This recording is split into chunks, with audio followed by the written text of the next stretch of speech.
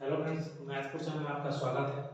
हम लोग पिछले वीडियो में परसेंटेज के ऊपर में क्वेश्चन लिखे हुए थे और जितने भी क्वेश्चन मैं बताया हूँ बहुत ही इजी वे में और कैसे सही अप्रोच के साथ हम लोग सही कम समय में अच्छे से अच्छे क्वेश्चन को सॉल्व कर सकते हैं और एकदम जो सही आंसर है वो हम लोग ला सकते हैं। वो चीज़ मैं आपको सिखाया हूँ।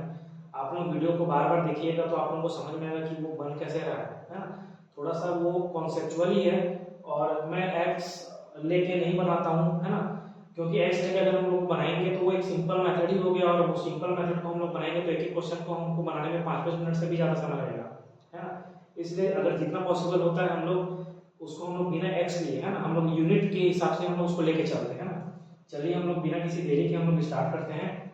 हम लोग क्या दिया है कि प्रश्न है कि एक परिवार में 25 केजी चावल तथा 9 केजी गेहूं की खपत करने में 350 रुपए खर्च करता है। तो ये बोल रहा है कि एक परिवार है उसमें 25 किलो चावल और 9 केजी गेहूं, है ना, 9 किलो गेहूं की खपत करने में उसको कितना 350 रुपए खर्च करता है। अगर बोल रहा है चावल का मूल्य जो है गेहूं के मूल्य का कितना है 20% है। चावल का जो मूल्य है वो गेहूं के मूल्य का 20% है। यदि गेहूं का मूल्य 20% बढ़ाया जाए तब चावल की खपत में प्रतिशत कमी ज्ञात करना है। यदि उसका नया खर्च पूर्व में समान हो, यदि उसका नया खर्च क्या बोल रहा है पूर्व में समान हो तथा चावल का जो मूल्य है वो स्थिर हो बोल रहा है। ठीक है, चलिए हम लोग स्टार्ट करते हैं। अगर मैं यहाँ पे चावल, यहाँ पे अगर मैं चावल लिख देता हूँ और यहाँ पे गेहूं लिख देता हूँ, ठीक है, इसमें ये बोल रहा है कि अगर चावल कितना है मैं 25 केजी खपत कर रहा हूँ और इसमें गेहूं 9 केजी, ठीक है। अब ये बोल रहा है जैसा बोल रहा है हम लोग उसके हिसाब चल रहा है। खपत करने में 350 रुपए का खर्च आता है। ये भी केजी हमको उसको रुपए में बदलना पड़ेगा ना कि 1 केजी कितने रुपए का है, तो 25 केजी के हिसाब से हम लोग उसको गुणा कर देंगे, फिर हम इसका भी गुणा करेंगे, फिर साथ में जोड़ के 350 के बराबर करेंगे। अब ये बोल रहा है चावल का जो मूल्य है वो गेहूं के मूल्य का 20% है। अगर मैं 20% को फ्रैक्शन में तोड़ूं भिन्न में तो कितना आ जाएगा 1/5, यानी कि यदि मेरा गेहूं का मूल्य जो 5 है तो चावल का मूल्य कितना है 1 है। यही बोल रहा है यदि मेरा गेहूं का मूल्य अगर 5 यूनिट है तो चावल का मूल्य क्या है 1 यूनिट है।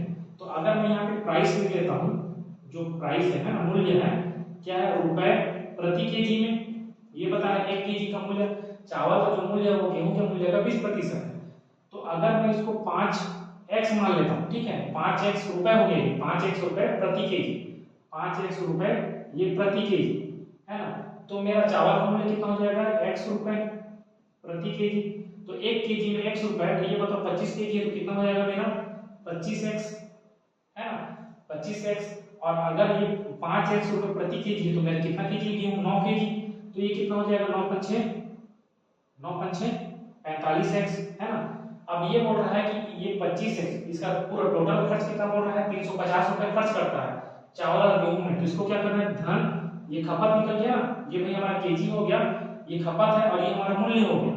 तो इसमें क्या हो जाएगा हमारा खर्च निकल जाएगा।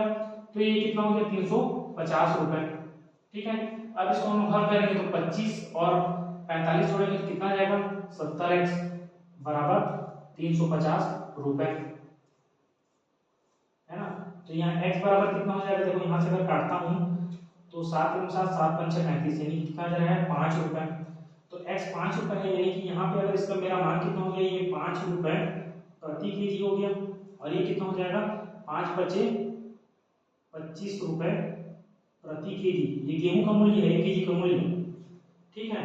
तो अब ये इतना तो हम समझ में आ गया। अब ये क्या बोलना चाह रहा है यहाँ तक हम लोग बना लिए। अब बोल रहा है यदि गेहूं का मूल्य 20% बढ़ाया जाए, अब गेहूं का मूल्य 20%, तो गेहूं का मूल्य कितना है, मैं यहाँ पे बना रहा हूँ गेहूं का मूल्य नया, है ना, नया मूल्य, ये न्यू है अब नया गेहूं का अगर मैं मूल्य कितना 20% बढ़ाया जाए बोल रहा है तो गेहूं का मूल्य भी कितना है 25 रुपए।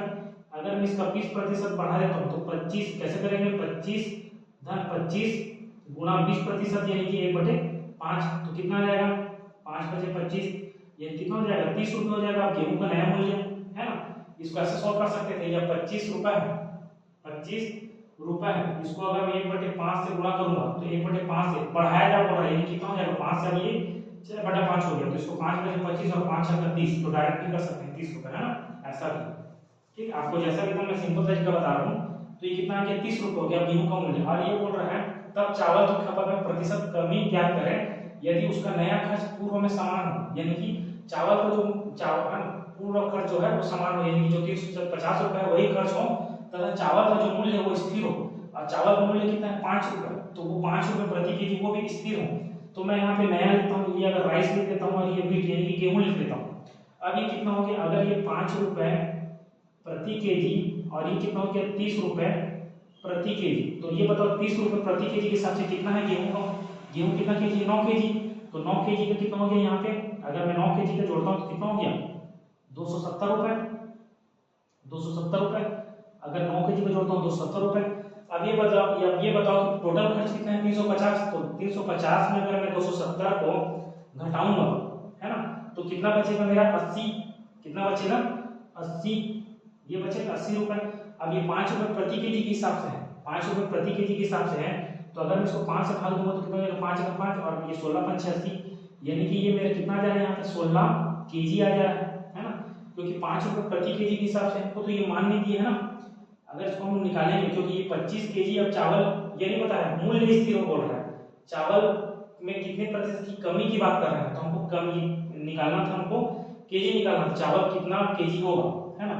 तो देखो ये इसको यहाँ से फिर से मैं समझा रहा हूँ कि जो चावल है ना राइस और व्हीट, तो इसमें ये बोल रहा है कि गेहूं जो है उसका 20% बढ़ा दिया जाए उसके मूल्य में, और चावल क्या उसका मूल्य स्थिर है, तो जब 20% बढ़ा देते हैं तो 9 केजी का मूल्य कितना हो जाएगा 270 रुपए, और खर्च नहीं रहा है 350 रुपए खर्च है, तो 270 रुपए ये हो गया, तो 350 में 270 घटाऊंगा तो 80 रुपए बचेगा। तो 80 रुपए में है अगर 5 रुपए प्रति केजी के हिसाब से देखेंगे तो मेरे को 80 रुपए में कितना केजी मिलेगा 16 केजी मिलेगा।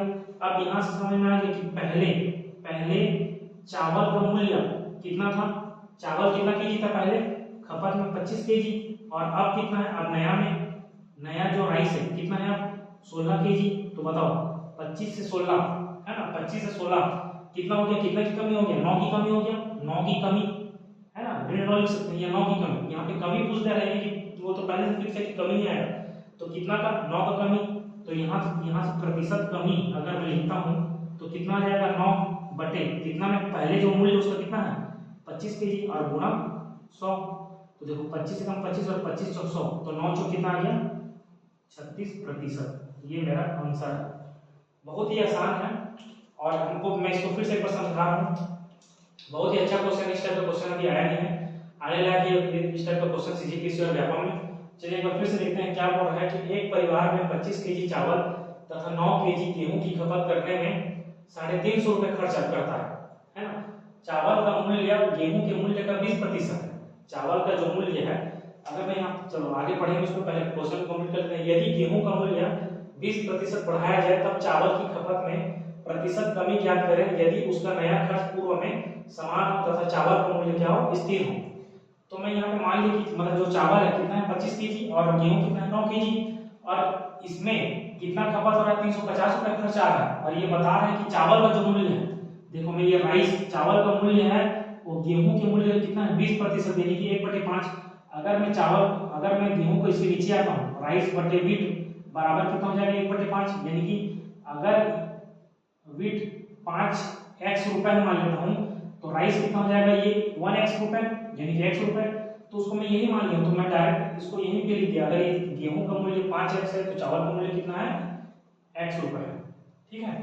तो यहाँ पे मान लिया, आप देखो अगर x रुपए प्रति केजी तो 25 केजी कितना हो जाएगा 25x रुपए हो जाएगा। वैसे ही अगर ये 5x रुपए प्रति केजी, 1 केजी का मूल्य 5x है तो 9 केजी का मूल्य 9 5 45x, और ये दोनों को जोड़ने में हमको कितना खर्चा आ रहा है 350 रुपए। वहां से x का मान निकाल के यहाँ पे रखे तो ये कितना है 5 रुपए प्रति केजी के हिसाब से, और गेहूं कितना है 25 रुपए प्रति केजी के हिसाब से, ये आया। अब ये बोल रहा है यदि गेहूं का मूल्य को बढ़ा दिया जाए, अब गेहूं का मूल्य कितना है 25 रुपए प्रति केजी, 1 केजी का मूल्य 25 रुपए, उसमें हम लोग 20% बढ़ा दिया जाए, तो 25 का 20% निकाला है ना, और उसमें जोड़ दूंगा तो कितना जाएगा 30 रुपए। अब मेरा नया गेहूं का मूल्य कितना हो गया 30 रुपए प्रति केजी हो गया है ना, जो कि यहाँ पे लिखा हूँ है ना, नया ये न्यू राइस और ये न्यू व्हीट मान के चलो, तो ये 5 रुपए प्रति केजी और ये 30 रुपए प्रति केजी। 5 रुपए प्रति केजी क्यों लिखा, क्योंकि यहाँ चावल का मूल्य स्थिर है, चावल का मूल्य मतलब घट ना तो घट रहा है ना बढ़ रहा है, ये बोल रहा है कि स्थिर है, जो पहले था वही है। तो अब ये 30 रुपये प्रति केजी के हिसाब से अगर मैं 9 केजी गेहूं खरीदता हूँ तो मेरे को कितना रुपये पड़ेगा, 270 रुपये। तो जब 270 रुपये पड़ गए तो मेरे पास अब पैसा कितना बचा, 350 रुपये जेब में था, 270 रुपये का मैं गेहूं खरीद लिया 9 केजी, तो मेरे पास 80 रुपये बचा। अब वो 80 रुपये में मेरे को कितना किलो चावल आएगा, तो उसको मैं 5 रुपये प्रति केजी के हिसाब से इसको मैं भाग दे दिया 5 से, तो कितना है 16 केजी। तो अब ये देखो पहले मेरा 25 केजी था और अब कितना हो जा रहा है, 16 केजी हो जा रहा है। कहने का मतलब कितना का अंतर है, 9 का अंतर है। तो 9 का अंतर अब इसमें मूल में ना भाई, हम पहले क्या था, पहले के हिसाब से लेना है। तो कितना हो गया 9 बटे 25 पूरी 100, तो कितना हो जाएगा इसमें, इसको हल करेंगे तो 36%। ठीक है, इसको एक बार और अच्छे से देखिए, अगर समझ में नहीं आया तो बहुत ही आसान तरीके से मैं बताया। इसी को हम एक्स वाई लेके चलेंगे तो हमको बहुत ही ज्यादा डिफिकल्ट पड़ेगा और पूरा समय लगेगा इसमें, है ना। और क्वेश्चन दिख रहा है बहुत बड़ा है, बहुत इसको कैसे बनाएंगे, लेकिन है एकदम बहुत सिंपल सा, जो मैं आपको एकदम इजी वे में बताया हूँ। ठीक है, चलिए हम लोग आगे देखते हैं। एक मजदूर एक सप्ताह में 60 घंटे काम करता है तथा 2400 रुपए प्राप्त करता है ना। 60 घंटे काम करता है और 2400 रुपए प्राप्त करता है एक सप्ताह में। यदि उसका प्रति घंटे वेतन क्या है, 40% बढ़ता है। ठीक है, अगर मैं वेतन की बात करूं क्या हो रहा है, 40%। 40% कितना होता है, 2/5 होता है ना। और उसका कार्य, अगर मैं कार्य की बात करूं कार्य कितना है, 16 सही 2/3%, यानी कितना हो गया 1/6। क्या होता है, कम करता है। ठीक है, ये बढ़ रहा है और ये कम करता है। तो आय में प्रतिशत परिवर्तन ज्ञात कीजिए। तो देखो अगर कार्य अगर गुणा अगर मैं वेतन से कर दूं तो मेरे को क्या प्राप्त होगा, आय प्राप्त हो जाएगा, है ना, आय प्राप्त होगा। ठीक है, कार्य का अगर मैं जितना घंटा कार्य करेगा और उसके प्रति घंटे के हिसाब से उसको कितना वेतन मिल रहा है ना, तो उसको वहां आय हो जाएगा।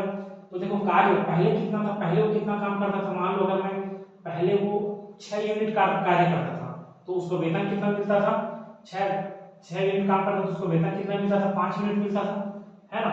अब वो कितना वो इस आय कितना कमाता था, पहले 30 कमाता था, है ना। अब ये कितना है, अब कार्य अगर कम कर दे कितना, 16 से 2/3% कम कर दे, यानी 6 में से ये रिजल्ट है ना, एक कम की बात कर रहे हैं, यानी 6 से अब कितना हो गया 5 कर दे, है ना। और वेतन क्या 40% उसको बढ़ा दिया जाए, तो ये 5 से कितना हो गया 2 जोड़ देंगे इसमें, है ना। 2 इंक्रीज वैल्यू या डिक्रीज वैल्यू को भी बताता है, तो इसमें बढ़ने की बात कर रहे हैं कि ये पॉजिटिव है, यानी कि 5 में 2 7 हो गया, है ना। तो कितना हो गया 7 पंचे 35 हो गया, है ना। अभी बताओ तो उसके आय में प्रतिशत परिवर्तन ज्ञात करना, तो अब ये 30 से उसकी आय में कितना की वृद्धि हुआ, 5 की वृद्धि हुआ, तो प्रतिशत आय, है ना, आय में प्रतिशत आय में परिवर्तन, है ना, आय में प्रतिशत परिवर्तन की बात करूं तो कितना परिवर्तन आया 5 का। अब इसमें मूल में जो पहले मूल कितना है 30 और गुणा में 100 कितना हो जाएगा, 5 का 5 5 का 30। अब मैं बताया 100/6 को क्या लिखते हैं, 16 सही 2/3%, है ना। 1/6 को अगर परसेंट 1/6 को अगर प्रतिशत में तोड़ेंगे तो 16 से 2/3%, देखो यहाँ 1/6 को यहीं से देख सकते हो। ठीक है, तो ये हमारा आंसर हो गया। बहुत ही आसान है, एकदम सिंपल तरीके, जितने भी क्वेश्चन लगभग ऐसी टाइप के बनाएंगे और देखो बहुत ही कम समय में हम लोग इसको बहुत ही आसान तरीके से बना रहे हैं ना। चलिए हम लोग अगला देखते हैं क्वेश्चन। एक आदमी प्रत्येक माह अपनी वेतन का एक निश्चित भाग बचाता है। एक आदमी प्रत्येक महीने अपने वेतन का एक निश्चित भाग बचाता है ताकि एक साल में वह कार खरीद सके। एक साल में वह कार खरीद सके। तो ज्ञात करें कि उसे अपने बचत में कितनी प्रतिशत की वृद्धि करनी चाहिए कि वह उसकी कार को 9 महीने में खरीद सके। ठीक है, ये बोल रहा है, यानी कि ये बोल रहा है प्रत्येक व्यक्ति जो है वो अपने प्रत्येक माह में वेतन के निश्चित भाग बचाता है ताकि वो एक साल में वो कार खरीद सके। तो मान लीजिए अगर उसका सेविंग एस है, तो अगर मान लो अगर मैं एक साल यानी कि 12 महीना में अपना वो सेविंग बचाता है तो 12 गुणित एस हो जाएगा। ठीक है, और ये बोल रहा है वो कार खरीद सके, तो ज्ञात करें कि उसे अपने बचत में कितनी प्रतिशत की वृद्धि करनी चाहिए कि वह उसकी कार को 9 महीने में खरीद सके। तो मान लो अगर मैं नया अगर सेविंग को अगर मान लेता हूँ सी मान लेता हूँ, चेंज सेविंग मान लो, है ना। सी को अगर मैं मान लेता हूँ चेंज सेविंग, नया बचत कर रहा है, कितना मेरे को 9 महीने में खरीदना है उसको। ठीक है, 9 महीने में खरीदना है, तो ये इसके आपस बराबर हो जाएगा। 12 महीने का जो सेविंग है वो, और जो नया सेविंग जो बचाएगा जिसमें वृद्धि हो रही है चेंज सेविंग, उसको वो 9 महीना में, ये आपस में बराबर हो जाएगा। तब हमको प्रतिशत वृद्धि हमको ज्ञात कर सकते हैं। तो देखो अगर इसको हम लोग हल करते हैं तो अगर मैं s/c निकालता हूं तो कितना हो जाएगा 12। अगर इसको मैं काटता हूँ तो कितना हो जाएगा, 3 तिया 9 और 3 चौक 12, यानी कितना हो रहा है 3/4। ये बताओ पहले वो सेविंग, अगर मैं इसको यहीं से देखूं, अगर वो पहले सेविंग अगर वो 3 यूनिट करता था तो अब वो नया सेविंग कितना कर रहा है, 4 यूनिट कर रहा है। सिंपल सी बात है, पहला सेविंग अगर वो 3 यूनिट कर रहा है, पहले सेविंग वो 3 यूनिट यानी कि उसको अगर मान लो मैं 3 रुपए की बात कर लेता हूँ, 3 रुपए सेविंग कर रहा है, तो अब वो नया सेविंग उसको कितना करना पड़ेगा, 4 रुपए, यानी कि कितने की वृद्धि, अगर मैं इसमें देखूं तो कितने की वृद्धि, 1 की वृद्धि है, और किसमें, उसके मूल में।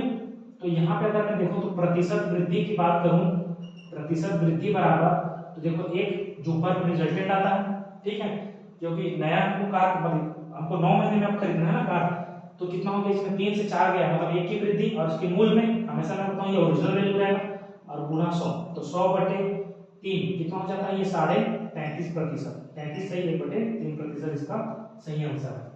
तो बहुत ही आसान है इस टाइप के क्वेश्चन को हल करना, है ना। तो चलिए आज के लिए हम लोग इतना ही करते हैं। आपको वीडियो अगर पसंद आए तो प्लीज वीडियो को लाइक करिए, चैनल को सब्सक्राइब करिए और दोस्तों लोगों को भी अधिक से अधिक शेयर करिए, है ना।